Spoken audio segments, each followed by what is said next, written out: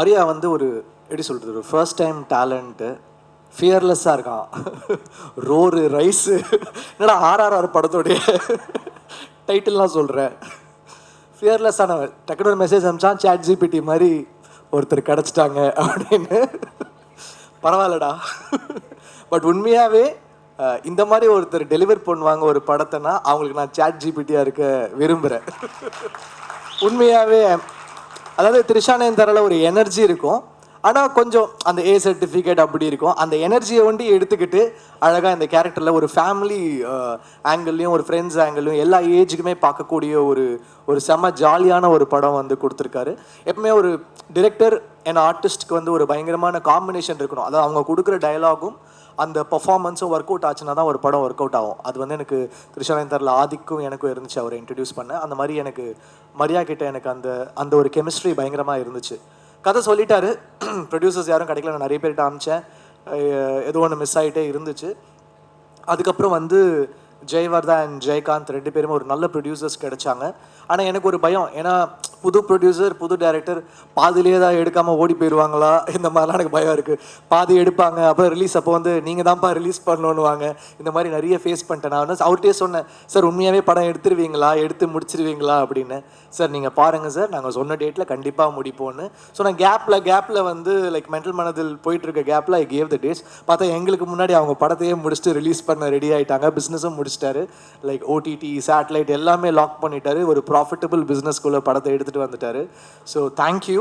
ஒரு டெபியூ ப்ரொடியூசருக்கு வந்து இவ்வளோ எங்களெல்லாம் தாங்கி பிடிச்சிட்டு எடுத்துகிட்டு வந்திருக்கீங்க. I am very very thankful to you. எங்களுக்கு எந்த ப்ரெஷரும் போடாமல் நீங்கள் தான் எங்கே பேசணும், நீங்கள் தான் சேட்டலைட் பேசணும், நீங்கள் தான் ஓடிடி பேசணும்லாம் எந்த ப்ரெஷருமே கொடுக்காம அந்த படத்துடைய தன்மையும் படத்தை வச்சுமே படத்தோட மெரிட்லேயே கிடச்சிருச்சு. அதனால் மரியாவும் ஜெயகாந்த் ஜெயவர்தா வந்து மெரிட்டில் பாஸ் ஆகிற ஸ்டூடெண்ட்ஸ், அவங்க பாஸ் ஆகிட்டாங்க. படம் பார்த்த நிறைய பேர் வந்து சொல்லிகிட்டே இருக்கிறாங்க, என்னோடய ஃப்ரெண்ட்ஸே பார்த்துருக்காங்க, சொல்லிகிட்டே இருந்தாங்க. First I will talk about Mariam George sir. சில பேர் சொல்லுவாங்க இந்த படத்துக்காகவே அவங்க பிறந்திருக்காங்க அப்படின்வாங்க. அது வந்து சில படங்களுக்கு நடக்கும், முக்கியமான படமாக இருக்கும், அந்த படத்துக்காகவே அவங்க பிறந்திருப்பாங்க. எவ்வளோ படங்கள் இருக்கும், லைக் எப்படி சொல்கிறது, ஒரு 3ஆம் பிறை அந்த மாதிரி வந்து அந்த கேரக்டர் சொல்லுவாங்க. அந்த மாதிரி இந்த படத்துக்காகவே அவர் பிறந்திருக்காரு ஜார்ஜ் சார். இதை நான் சொல்லலை, ஒரு நேஷ்னல் அவார்டு வாங்கின ஒரு டாப் ஆக்டர் படத்தை பார்த்து அவரோட சீன்ஸ் பார்த்து அழுதுட்டு சொன்னாங்க. ஸோ அவருக்கு வந்து அவ்வளோ ஒரு பர்ஃபார்மன்ஸ் பண்ணியிருக்காரு, அந்த ரோலும் அவருக்கு வந்து அவ்வளோ அழகாக அமைஞ்சிருக்கு. So congrats George sir. இந்த படத்துக்கு வந்து எப்படி சொல்கிறது, இந்த படம் முடிச்சிங்கன்னா ஜார்ஜ் சார் உங்கள் கூடவே நீங்கள் கூட்டிகிட்டு போயிடுவீங்க உங்கள் வீட்டுக்கு, அந்த மாதிரி அவர் உங்கள் வீட்டில் வந்து தங்கிடுவார். ஸோ அண்ட் எப்படி சொல்கிறது, அவர் வந்து எனக்கு தெய்வ திருமகள் மதராசப்பட்டினம்லேருந்து எனக்கு தெரியும், அவருடைய அப்கமிங் டைம்லேருந்து எனக்கு தெரியும். ஸோ அப்படி பார்த்த ஜார்ஜ் சார் தெய்வ திருமகள் வந்து பாடினீங்கன்னு நினைக்கிறேன், ஸ்டுடியோவில் வந்து அந்த கேரக்டர் பண்ணாங்கன்னு நினைக்கிறேன். ஸோ அப்படி பார்த்தவங்க இப்படி வந்து ஒரு கைதி, அப்புறம் இப்போ ஒரு ஹாப்பிராஜ் பண்ணி ஒரு செம growth. He deserves it for அந்த அவர்கிட்ட ஒரு எளிமையும் அந்த ஒரு ரொம்ப யதார்த்தம் இருக்குது, அந்த அழகு வந்து நீங்கள் கண்டிப்பாக ஹாப்பிராஜில் பார்ப்பீங்க. It's a film dedicated to all fathers டெஃபினட்டாக. அப்புறம் அப்பாஸ் சார், இந்த படம் வந்து யாருக்கு கம்பேக்காக இருக்கு இல்லையோ அவருக்கு வந்து கம்பேக்காக இருக்கணும் அப்படின்னு நான் நினைக்கிறேன். Is such a great soul, உண்மையாகவே ரொம்ப நல்ல பர்சன். அவர் கூட பழகமோ தெரிஞ்சது, ஆக்சுவலி ரொம்ப ஒரு இன்னசென்ஸ் அவர்கிட்ட இன்னும் இருக்குது, சினிமா மேலே ஒரு பேஷன் இருக்குது. அது வந்து நான் மறக்கவே மாட்டேன் அவர் கூட ஸ்பெண்ட் பண்ண டேஸ். ஸோ அவருக்காக ஐ ஃபீல் ஹாப்பிராஜ் should do well for Abbas sir. And he does lot of films in Tamil and all லாங்குவேஜஸ்னு நான் நம்புகிறேன். அவர் பயங்கரமாக திடீர்னு ஒர்க் அவுட்லாம் போயிடுவார், ஃபிட்னஸ்லாம் சொல்லுவார், நான் இந்த டயட்டில் இருக்கேன், நான் இப்போ வந்து ஒரு ஆக்ஷன் படம் பண்ண போகிறேன், நான் என் மசில்ஸ்லாம் ரெடி பண்ணியிருக்கேன் அப்படின்வார். திடீர்னு நைட் ஆனால் பேய் கதைகள்லாம் சொல்லி பயமுத்துவார். உண்மையாகவே அவர் வாழ்க்கையில் நடந்த மாதிரி சொல்லுவார். நாங்களும் வந்து அங்கே இதில் கும்பகோணமாக பொள்ளாச்சியில் தங்கிட்டு இருந்தோம். ஒரு உண்மையாகவே நைட்டு தூங்க முடியாது, அந்த மாதிரி ரொம்ப ரியலாக சொல்லுவார். அவர் எங்களை பயமுத்த சொன்னாரா இல்லை வந்து அவரோட ரியல் ஸ்டோரியான்னு தெரில, ஆனால் நீங்கள் என்றைக்காவது ஒரு நாள் அவருடைய கதைகளை கேளுங்க. So I hope it's a great comeback for Abbas sir. அப்புறம் Gowri, she is done a very very nice job, நல்ல ஆக்டர், வெரி ஃப்ளாலெஸ்ஸாக ஒரு natural, she is a natural. So ரொம்ப நல்லா இருந்துச்சு உங்கள் கூட ஒர்க் பண்ணது. உங்களுக்கு ஒரு செம ஸ்க்ரீன் ப்ரெசன்ஸ் இருக்குது. இப்போ அவங்களோட தனி ஷார்ட்ஸ் பார்த்தீங்கன்னா the confidence she carries, it's like really really nice. So best of luck to you. And எல்லா அவார்ட் ஃபங்க்ஷன்லேயும் வந்துடுவாங்க. நான் இப்போதான் ஃபிலிம் ஃபேர் வாங்கினேன்னா அவங்க ஒரு ஃபிலிம் ஃபேரோட வந்தாங்க. ஹே என்ன கௌரி என்னங்க அப்படின்னா, அப்புறம் விகடன் அவார்டு வாங்கினா அங்கேயும் இருப்பாங்க. என்ன சார் நானும் வாங்கிட்டேன் அப்படின்னு. நேஷ்னல் அவார்டு ஒண்டி தான் மிஸ்ஸு, அதுவும் சீக்கிரம் வாங்கிடுவாங்க. எந்த அவார்டு போங்க கௌரி தான். அப்புறம் அங்கே நாங்கள் ட்வின் பண்ணி ஃபோட்டோலாம் எடுத்தோம், பியாண்ட் பிக்சர்ஸில் எடுத்து ஷேர் பண்ணாங்க. So she's gonna make it really big. அப்புறம் பிரார்த்தனா, பிரார்த்தனா தானே, ஓகே. அவங்க ரொம்ப என்ன சொல்கிறது, லக்கி சாமாக தான் இருக்கிறாங்க. அவங்க நடிக்கிற படம் எல்லாமே ஹிட்டு. ஸோ திருப்பி உங்கள் சாமை எங்கள் படத்துக்கும் கொடுத்துருக்கீங்க. Thank you, really really sweet. அந்த படமே அவங்கள வச்சு தான், உண்மையாகவே ஃபர்ஸ்ட் ஷாட் உங்களை வச்சு தான் ஆரம்பிக்குது. எங்கள் டைரக்டர் போயெலாம் சொல்ல, எங்ககிட்ட சொல்கிற மாதிரி உங்ககிட்ட சொல்லலை.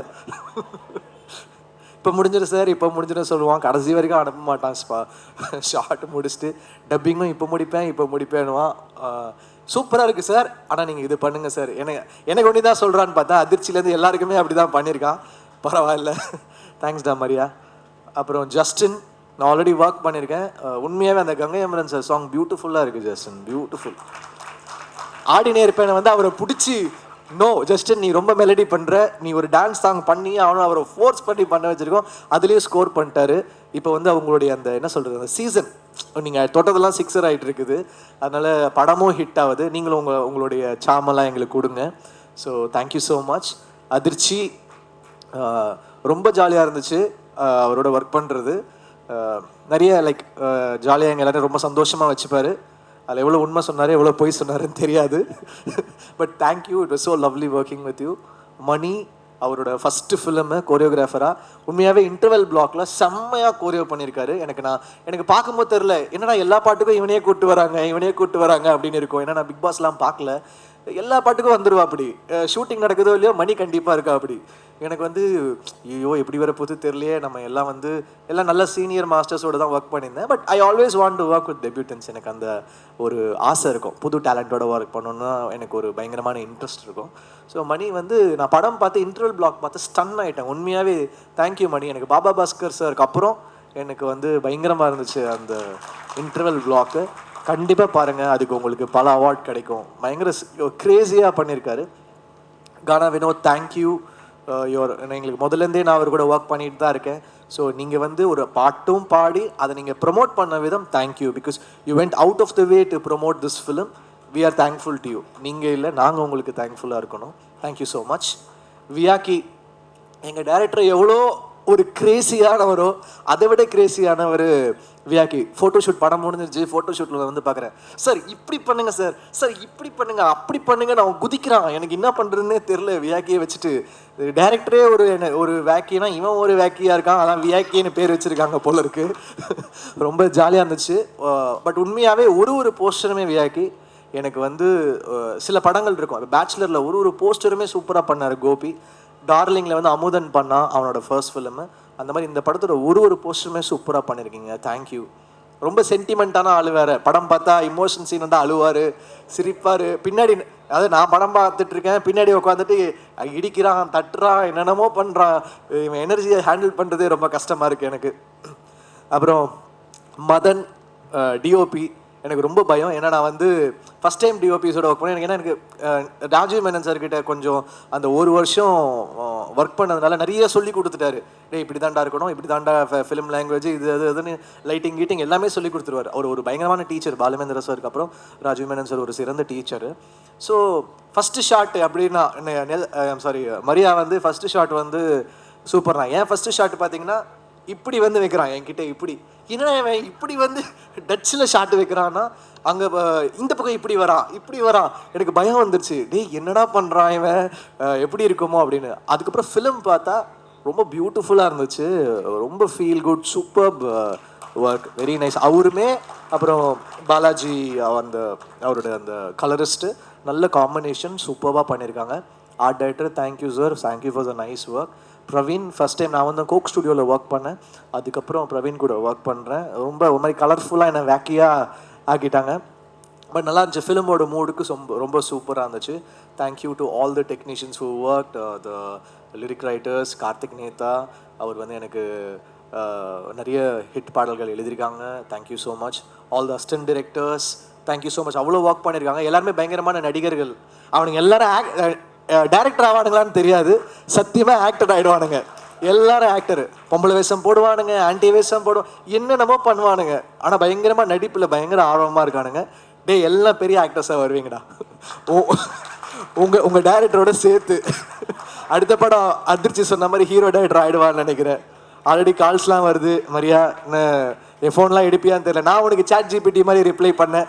இந்த படம் ரிலீஸ்க்கு அப்புறம் எனக்கு நீ சாட் ஜிபிடி மாதிரி ரிப்ளை பண்ணுவியா, இல்லை வந்து ரெட்டில் விட்டுட்டு போயிடுவியா ப்ளூடிக்கோட? அதுக்கெலாம் வெயிட் பண்ணிகிட்டு இருக்கேன்டா பார்க்க. So thank you all. Thanks to Selva. நாங்கள் நிறைய தங்கலான், வேட்டுவம், ரொம்ப சீரியஸான படம்லாம் ஒர்க் பண்ணியிருந்தோம். ரொம்ப சீரியஸான படமாக வேலை செய்கிறார் செல்வா. கூப்பிட்டு ஜாலியாக கொஞ்சம் வேலை செய்ய வைப்போம் அப்படின்னு சொல்லிட்டு கூப்பிட்டு வந்துட்டோம். இங்கே நீங்கள் ரொம்ப லெஜெண்டரியாக வேலை செய்கிறீங்க செல்வா, அதனால் நீங்கள் கூட ஜாலியாக நீங்கள் வேலை செய்யுங்க. ஸோ அந்த மாதிரி. So thanks to the whole team. I hope கண்டிப்பாக இந்த படம் உங்களை வந்து டிசப்பாயிண்ட் பண்ணாது. என்னையே நிறைய இடத்துல அழ வச்சது இந்த படம் கண்டிப்பாக உங்களையும் அழ வைக்கும், சிரிக்க வைக்கும், உங்களை ஃபீல் பண்ண வைக்கும். அதெல்லாம் தாண்டி உங்களுடைய ஃபாதர் மொமெண்ட், இல்லை உங்கள் ஃபாதரை, இல்லை நீங்கள் ஒரு ஃபாதராக இருந்தால் அந்த மொமெண்ட்டை உங்களை செரிஷ் பண்ண வைக்கும். கண்டிப்பாக இது ஒர்த்தான படம். நீங்கள் தியேட்டரில் வந்து பாருங்கள்.